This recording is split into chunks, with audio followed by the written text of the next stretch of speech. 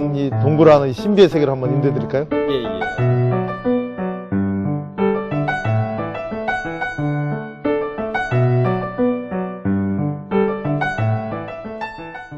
광산이 이게 상당히 좀 오래됐겠죠? 이게 얼마나 네, 이게 지금 1912년에 네네. 채광을 시작했으니까 올해가 딱 100년 된. 아, 올해가 100년 된 광산입니까? 이 광산이 그 뭐라 그럴까요? 이게 상당히 좀 지금은 좀 서늘하다고 그래야 되나요? 네, 이게 1년 내내 네네. 12도입니다. 아, 1년 내내요? 여름에는 시원하고 겨울에는 따뜻한데 지금은 이제 그 여름과 겨울에 그 중간이기 때문에 네. 그 미면 온도차가 있는데 아무튼 이번 여름에는 너무 더웠지 않습니까? 네네. 그래서 이 12도 냉장고 같은 이곳에 주말에는 하루에 3,000명가량 올 정도로 굉장히 피서지로서 각광을 받았습니다. 진짜 이거 도심지 한가운데에 이게 피서를 즐길 수 있는 곳이네요. 아, 그렇습니다. 아무튼 그분들이 대한민국 최고의 피서지라는 좋은 평가를 받고 있습니다. 그러시군요. 그럼 한번 가시면서요. 네. 저희 이 좀 광산에 대해서도 좀 말씀을 좀 해주시죠. 여기 이 광산 처음에는 어떤 광산이었죠? 네, 이게 1912년부터 채광을 시작했는데 네네. 아시다시피 굉장히 이 견고한 그런 그 암석으로 되어 있지 않습니까? 네네네. 그 100년 동안 이 내부에서의 사고는 거의 없은 걸로 알려져 있습니다. 그래서 여기 이제 수도권의 거의 유일한 금속 폐광산인데 여기서 금, 은, 동, 아연을 캤습니다. 여기에 근데 물도 상당히 많아요? 네, 이 지하가 275m까지 있는데 되게 8레벨로 되어 있는데 그 지하에 가림저수지, 인근에 있는 가림저수지 3개 분량의 그런 물이 있습니다. 저수지 3개를 채울 수 있는 네. 물이 있다고요? 그리고 지하 안반수이기 때문에 네, 이것은 네. 과거의 광부분들이 이 물을 먹었다고 합니다. 과거에는. 네. 근데 요즘은 이 수질 검사니 뭐니 해가지고 식수로서는 뭐 사용이지 뭐 어떻게. 현재로서는 어렵습니다. 그러나 앞으로 개발을 하고 오염을 제거하면 네네. 궁극적으로는 우리가 이것을 먹을 수 있도록 지금 그런 계획. 이제 먹기도 하고, 이제 음용도 하고, 그 다음에 이제 시민분들의 친수 공간으로도 이제 활용되는 그런 계획이 있으신가 보요. 물놀이 공간 또 여러 가지 시민들이 분수도 세워서 그런 것도 즐기면서 할 수 있는 그런 뭐 하실 말씀 많으신 것 같은데 네. 한번 가서 말씀하시죠. 가서 얘기하시죠. 예, 예. 아유, 이 뭐 광산이 상당히 넓네요, 이 입구도. 예, 이제 저희가 이제 가학광산 안에 들어와 있습니다. 네. 예, 이제 그 아까 뭐 들어오시면서도 뭐 많은 설명을 좀 해주셨는데 이 가학광산 시장께서는 왜 이렇게 가학광산에 이렇게 많은 관심을 갖고 계십니까? 네, 저도 그동안 가학광산에서 오랫동안 얘기만 들었습니다. 네네. 근데 2010년 7월에 취임한 이후에 2달 만에 이곳에 들어왔습니다. 당시는 개인 소유였습니다. 근데 들어오면서 보니까 그때는 이 바닥이 질척거리고 지금은 천장도 높아졌지만 허리를 구부려야 할 정도고 또 여기에 새우젓 드럼통이 수백 개가 저장돼 있었습니다. 그러니까 그냥 일단 광산 폐광산이니까 뭐 예. 새우젓 같은 것들이 이렇게 많이 보관되어 서래 포구에서 예, 새우젓을 이제 가져다가 이 저장해 놓고 나중에 이제 가져가는 그런 건데 너무 입구가 지저분하고 좋지 않았어요. 그러나 지금 이 삼거리를 들으면서 세상이 달라졌습니다. 그러니까 입구만 보셨을 때는 글쎄 혹시나 했는데 여기 들어오시고 나서 예. 이제 여기 들어오면서 넓어지고 네네. 커지고 그다음에 이제 이 안으로 들어가면은 큰 동공이 있습니다. 네네. 지금 현재 우리가 포로로 영화도 상영했고 공연됐던 그런 동공들이 많이 있는데 예, 뭐 1년 동안 뭐 많은 행사도 하셨더라고요. 네, 그 동공을 보면서 이것은 광명의 보배로서 더 나아가서 대한민국의 보배로서 관광 테마파크로 개발할 가치가 있다. 그런 어떻게 보면 감이 온 거죠. 아니, 뭔가 진짜 감이 오셨는데 네. 아니 사실 뭐 제가 알기엔 전임 시장들도 이거 한번 해볼까 하다가 못했다라고 제가 알고 있거든요. 근데 그때는 우선 이게 개인 소유였습니다. 그리고 그 서울에 사시는 그 소유주분이 늘 이 동굴을 보고 싶다는 사람이 있으면 열쇠를 가져서 열어주고 나오면 열쇠를 또 잠그고 가고 그렇기 때문에 마음은 있어도 네. 이 동굴을 제대로 좀 살피거나 뭔가 진척시킬 수 있는 개발을 진척시킬 수 있는 그런 여지가 없었습니다. 근데 제가 2010년 9월에 여기 와서 본 다음에 그해 12월에 의회에서 43억 원 예산을 세워서 작년 1월에 이 광산을 저희 시가 샀습니다. 근데 이거를 그렇게 사실 정도까지, 그 감. 그래도 사실 실패할 수 있는 그런 위험 요소도 되게 많은 거 아닙니까? 더 재밌는 얘기를 하면요. 예. 저희들이 43억 원에 이 광산을 샀고 이 위에 땅을 샀지 않습니까? 네네. 근데 들어오시다 보면 왼편에 주차장이 있습니다. 네네. 그 주차장이 1200평인데 그게 대지로 되어 있습니다. 나머지 다 그린벨트인데 그 대지 가격만 해도 지금 50억을 호가하고 있습니다. 그러면 한 1, 2년 사이에 금방. 네, 그렇습니다. 그래서 길게 보면 설령 개발이 잘 되지 않고 어렵다 하더라도 우리가 이 가학광산 또 이 동굴을 시민들의 휴식 공간으로 사용만 하더라도 우리가 미친 장사는 아니다. 앞으로 어떻게 운영해 나가실 계획이신데요? 과거에 이 광산들은 대개 특히 강원도나 이런 데 네. 가보면 탈 것도 있고 여러 가지 오락 중심이 많이 있습니다. 네. 그러나 이 가학광산 동굴은 우선 큰 동궁들 또 규모가 작은 동궁들이 합쳐서 한 50개 정도가 됩니다. 네. 그리고 총 갱도의 길이가 7.8km입니다.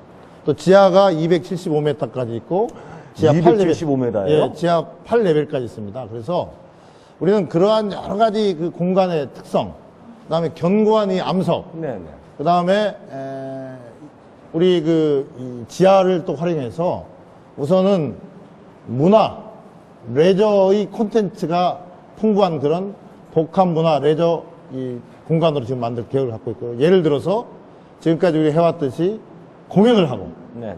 또 뽀로로 영화를 이미 상영했듯이 우리가 영화를 상영하고 또 연극을 상영하고 그러면서 사람들이 또 오셔서 그렇게 문화생활을 또 레저 생활을 즐길 수 있는 것을 일본을 하고 또 그 외에 이 광산이 1년 내내 이 동굴 안이 12도입니다. 네네. 그렇기 때문에 동굴의 가장 큰 특성 중에 하나가 숙성 아니겠습니까? 그쵸.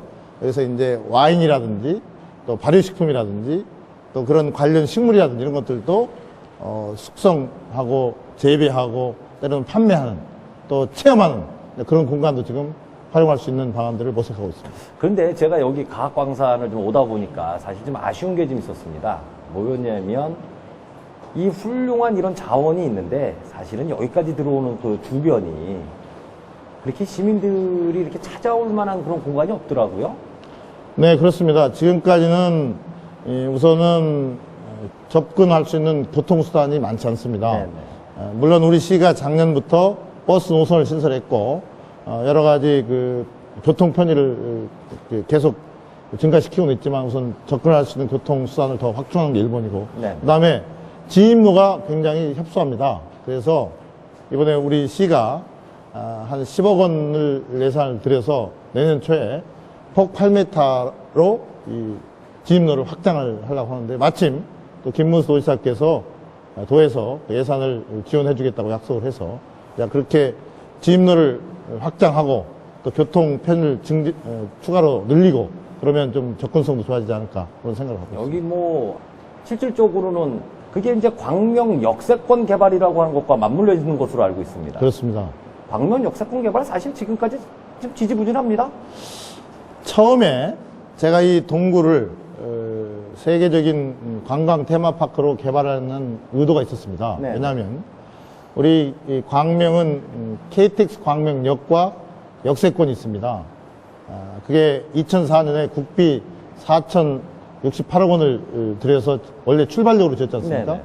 그리고 그 앞에 58만 평의 큰 역세권이 있었는데 그게 제대로 뭐 개발이 안 됐습니다. 개발이 안 됐었습니다. 그래서 이 동굴이라도 관광지로 제대로 개발하면 사람이 모일 수 있을 것이라는 그런 생각으로 이 너무 동굴도 욕심 아닙니까? 시작을 했습니다. KTX 여기 이것 때문에 살아난다. 근데 여기에서 1.5km 떨어져 있기 때문에 네네. 우선은 KTX 광명 역세권이 활성화하기 위해서는 사람이 모여야 하지 않겠습니까? 그래서 이걸 시작했고 그 다음에 그런 와중에서 그래도 KTX 광명 역세권에 작년부터 코스트코 광명점과 본사가 유치됐고 또 세계적인 가구 회사인 이케아가 유치됐고 네네. 또 최근에는 디자인과 관련한 광명 국제 디자인 클러스터가 유치가 됐습니다. 디자인 크로스터요. 예, 그래서 그런 것들이 이제 앞으로 활성화되기 시작하면 그리고 이 동굴이 이 제대로 관광지로 개발되면 다 윈윈해서 서로 그 광명 KTX 역세권과 동굴에 1년에 한 1,000만 명이 찾아오는 그런 시대가 곧 열 거로 저희들은 기대를 하고 그러니까 있습니다. 이제 역세권이 개발이 되고 얼마 떨어지지 않은 이곳에 과학광산이 있으니 이걸 연계 개발을 해서 광명 끌고 가시겠다. 그렇습니다. 쌍두마차로. 예, 저도 그런 생각을 하고 있습니다. 그런데 지금 뭐 말씀해 주신 것 중에 디자인 클러스터요? 네, 뭐 어떻게 보면 좀 생소합니다. 네, 근데 광명의 KTX 역세권에 네네. 세계적인 가구 회사인 이케아가 유치가 됐습니다. 근데 그 이케아는 디자인이 굉장히 중요한 그런 회사입니다.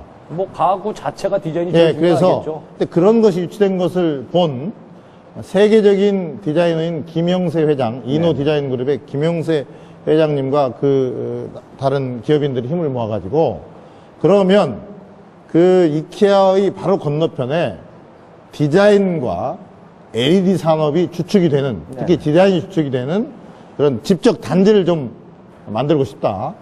기업은 400개, 네네. 그 다음에 종업원 5,000명, 또 연 매출액이 한 1조 원 규모의 그런 디자인 클러스터를 만들겠다고 저희 시에 제안을 해왔고, 그래서 지난달에 MOU를 체결했습니다. 아, MOU를 체결하셨고요. 예, 그래서 앞으로 5개월 이내에 SPC 컨소시엄을 구성하고 네네. 또 10,000평의 땅을 사고 그렇게 할 수 있도록 지금 저희들이 조치를 해왔는데 상당히 현재 보고 받기로는 순조롭게 진행이 되고 있습니다. 다만 한 가지 우리 시는 안 될 때도 생각을 하셔야겠죠. 그럼 뭐 물론 당연합니다. 그러나 이 디자인 클러스터가 제대로 된다면 광명이 세계적인 디자인 도시로 도약하는 큰 계기가 될 거라고 생각합니다. 왜냐하면 우리가 MOU에 어떤 내용을 담았냐면 이노 디자인 그룹의 본사가 오고 디자인 아카데미, 디자인 콜센터, 디자인 창업센터, 디자인 박물관 이것이 유치되고 세워질 거고 다음에 우리 시가 또 주문을 한 게 있습니다. 국제 디자인 전문 대학원 대학교를 세우라고 했습니다. 그리고 국제 전문 디자인 전문 대학원. 대학원 대학교. 대학원 대학교요? 대학교. 예. 그러니까 더 우리가 줄여서 얘기하면 국제 디자인 학교인데 이게 이제 네네. 전문 대학원 대학교를 말하는 겁니다. 그리고 1,000석 규모의 공연장을 만들라고 했습니다. 그래서 디자인과 문화와 같이 어우러져서 융합된 그런 복합된 그런 디자인 클러스터가 되자. 그래서 그쪽에서도 오케이를 해서 지금 현재 추진 중에 있습니다.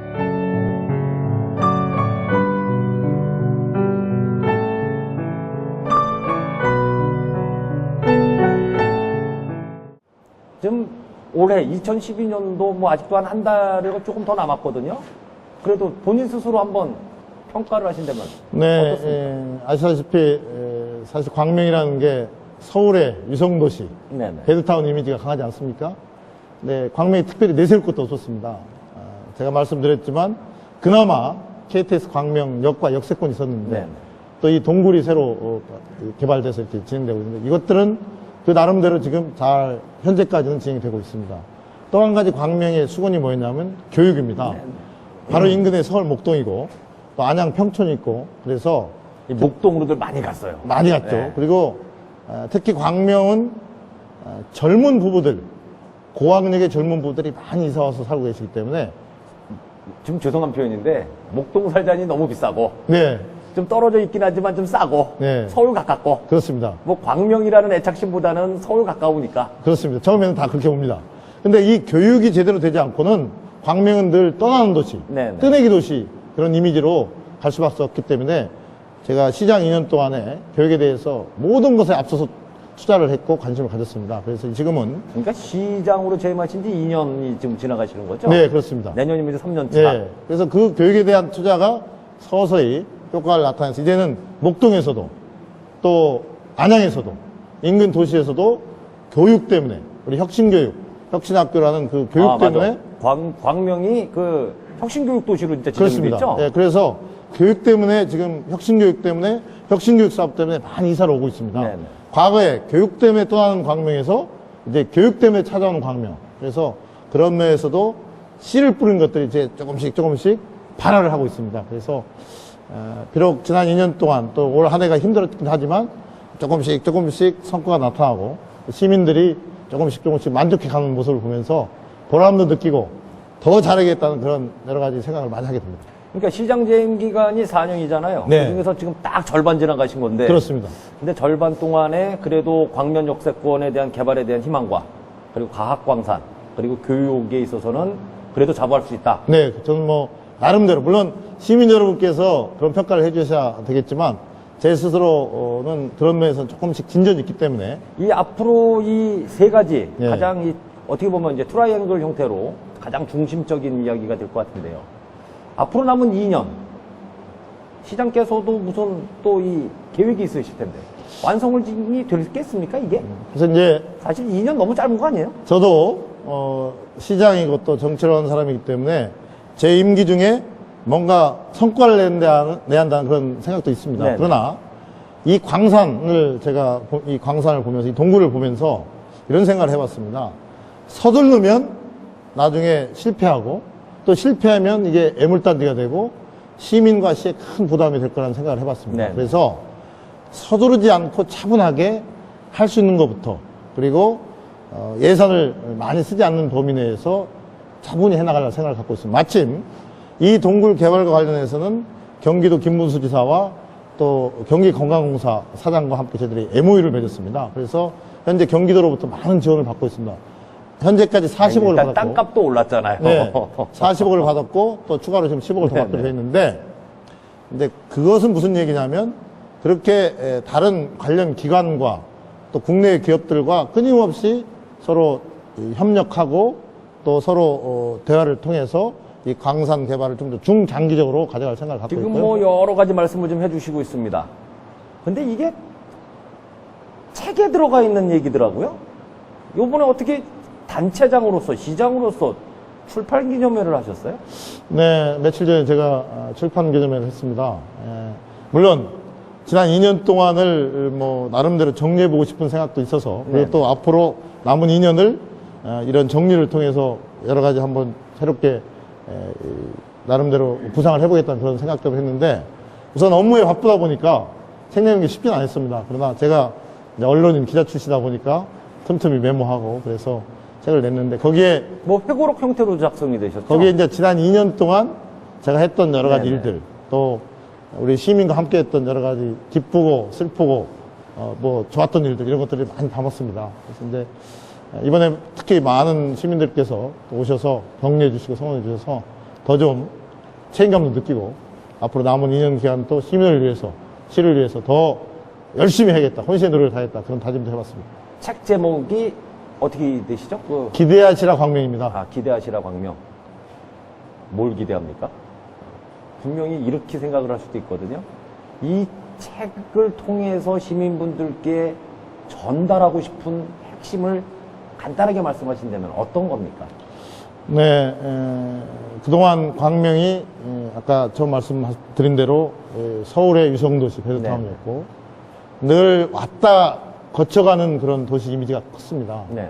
근데 이제는 뭔가 우리 시민, 35만 시민이 힘을 합친다면 그리고 지난 2년의 조그만 변화지만 의미 있는 변화를 통해서 이제 그래도 정주 도시가 되고 또 살고 싶은 도시가 되고 이사하고 싶은 도시가 된다는 그러한 것들을 한번 재통을 통해서 지난 2년의 여러 가지 사업과 여러 가지 일들을 통해서 시민들이 보시고 그런 자부심, 자신감, 용기를 좀 가졌으면 좋겠다 하는 생각이 있어서 찾아뵙습니다. 이 시장께서는 통일시장이라고 하는 그 단어를 한번 사용하신 적이 있습니다. 저는 취임하자마자 통일시장이 뭡니까? 통일시장. 저는 취임하자마자 우리 KTX 광명역을 네네. 통일 한국의 심장 KTX 광명역이라고 제가 명칭을 붙였습니다. 그 얘기는 아까 말씀드린 대로 우리가 이 거대한 앞에 역세권에 통일이 되면 충분히 여기가 출발력이 될 거라고 저는 생각을 갖고 있습니다. 그래서 그거에 대비한 앞으로 역세권 개발이라든가 도시의 인프라도 갖춰야 한다는 생각을 갖고 있고요. 이게 광명시장이 통일까지 대비하는 건 좀 너무 큰 거 아닙니까? 아니, 저는 제가 시장을 뭐 얼마나 오래 하겠습니까? 그러나 그런 KTX 역세권과 KTX역 그리고 네네. 주변의 개발은 그러한 큰 꿈, 그런 희망을 가지고 개발을 해 나가야 나중에 우리가 출발력이 됐을 때, 통일 이후에 출발력이 됐을 때도 그런 여러 가지를 잘 견뎌낼 수 있는 또 통일 시발력으로서의 기능을 잘 할 수 있는 그런 도시가 될 거라고 생각하고 있기 때문에 그렇습니다. 그러기 위해서는 시민들과 통하는 게 제일 좀 관건인 것 같아요. 시민들과의 통하는 법, 나름대로의 비법이 있으시다면요. 제가 시장이 돼서 제일의 그 시정 모토 중에 하나가 시민과 소통하는 광명이었습니다. 그래서 시민소통위원회도 만들었습니다. 조례도 만들고. 그것은 무슨 얘기냐면 과거의 소통위원회가 지역의 유지나 관변단체 위주로 했는데 이번에는 기초생활수급자라든지 환경미화원이라든지 다문화가정이라든지 그런 노인 어르신들 이런 분들을 상대로 해서 한 100명으로 소통위원회를 구성했고 각계각층을 한 500명 가까이 소통위원회를 구성했습니다. 네. 그런 소통부터 시작해서 지금 많은 시민들이 시에 민원을 제기하고 있습니다. 그럼 그분들을 제기한 민원들을 제가 아침마다 다 읽어봅니다. 그리고 우리 관련 부서에서 빠르면 2일, 3일 내에, 늦으면 일주일 내에 전부 다 그거에 대해서 피드백을 해주고 또 조치를 하고 그런 상황에서 지금 어느 정도는 과거보다는 소통이 많이 이루어지고 있습니다. 다만 아직도 저를 포함해서 우리 시가 가지고 있는 여러 가지 탁상 행정이라든지 또 공무원 편의주의 네. 행정 이런 것들은 더 좀 앞으로 많이 좀 지향을 해서 시민 위주로 소통을 할 그런 생각을 갖고 있고요. 시민 우선주의 행정을 펼치시겠다. 네, 그리고 무엇보다도 제가 특히 강조하는 것은 현장 행정입니다. 그래서 수시로 현장에 지금 다니고 있습니다. 오늘 아침에도 재래시장에 가서 주차장 문제를 관련 공무원들로 가서 현장에서 지금 회의도 하고 그랬는데 수요일마다는 현장에 가서 국장, 과장, 주요 부서장 회의도 하고 있고 또 현장 복지의 날, 또 민원이 있는 곳에는 늘 언제든지 찾아가서 현장에서 해결하는 그래서 현장에 답이 있다. 그런 신조로 지금 현장 행정을 최선을 다하고 있고 그게 바로 주민들과 시민들과의 소통의 제 첩경이 아닌가 그런 생각을 하고 있습니다. 예, 이제 곧 한 달여가 좀 지나가면 2013년이 다가옵니다. 민선 5기에 이제 3주년을 맞이하시는 거죠? 3주년 어떻게 끌고 가실 계획이십니까? 네, 일단은 지금까지 벌여놓은 사업들 네. 서두에서 말씀드렸지만 KTX 광명 역세권이라든지 동굴이라든지 교육 문제라든지 또 복지 문제라든지 또 광명이 또 젊은 도시이기 때문에 보육의 문제도 있습니다. 그래서 그런 현안들을 지속적으로 시민의 편에 서서 또 시민의 입장에 서서 계속 추진해 나갈 그런 생각을 갖고 있고요. 그리고 또 정말 제가 해야 할 것은 역시 일반 시민들, 서민들과의 소통이라고 생각합니다. 네. 아무리 좋은 정책을 피더라도 서민들이 또 소외계층들이 피부에 닿지 않은 정책을 펴면 그것은 공허하고 괴리감만 있는 거 아니겠습니까? 그래서 더 시민 속으로, 더 서민 속으로, 더 소외계층 속으로 들어가서 그분들하고 더 소통하면서 그분들 진짜 체감할 수 있는 정책들을 하나라도 더 챙기고 펼치겠다는 그런 생각을 갖고 있습니다. 알겠습니다. 이제 뭐 많은 시간 좀 지나갔는데요. 이제 마지막으로 시청자분들께, 시민분들께 인사 말씀 좀 부탁드리겠습니다. 시민 여러분, 경제가 어렵습니다. 또 경제가 어려우면 서민과 소외계층이 더 어렵습니다.